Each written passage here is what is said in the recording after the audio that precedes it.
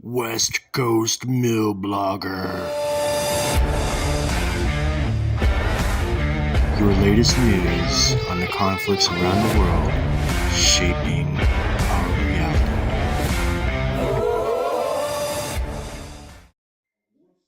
Hello, West Coast Milblogger fans. What a week indeed. All the twists and turns of the attack in Russia.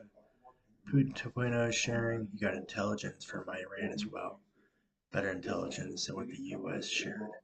However, nearby Russian security forces in Moscow were not mobilized to the scene until after the terrorists made their escape. Not to mention, reading through the lines, Putin 2.0 basically admits to letting the attack happen. More proof or interpretation of facts. The escape, Putin 2.0 said, was planned by Ukraine with a window of time created for terrorists to pass across the border. However, President Lukashenko made sure everyone knows the terrorists were on their way to Belarus. Another confusing story from the Kremlin not matching cited reports. Only once again, this all became mute because of the Israeli strike against Iran's embassy in Syria. This raises a question of Russia's position. They seem to enjoy disagreeing with the West.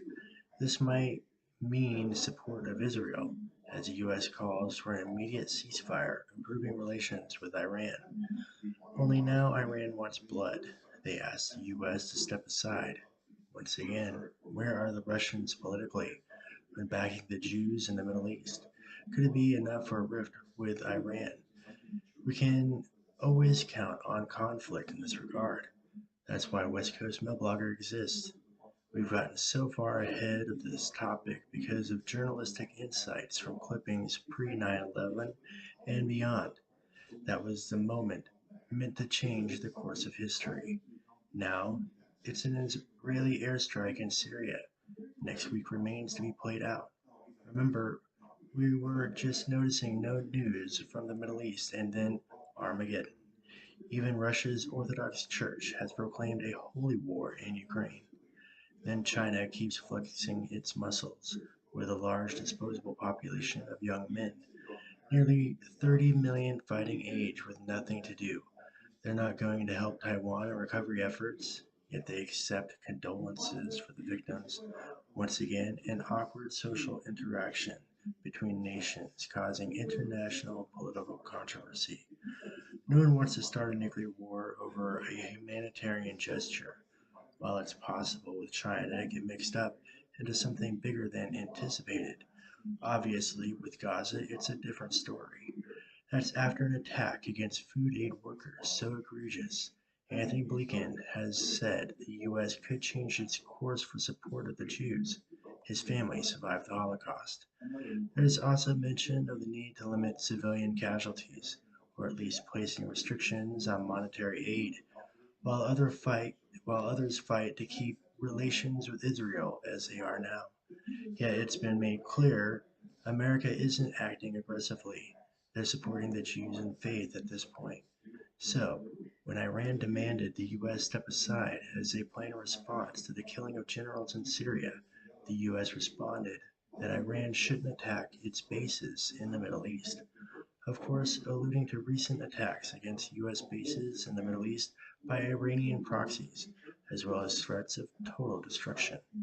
Could it be calm rationale of a psychopath trying to stay focused on their next kill if we view Iran as a personality complex instead of an independent nation?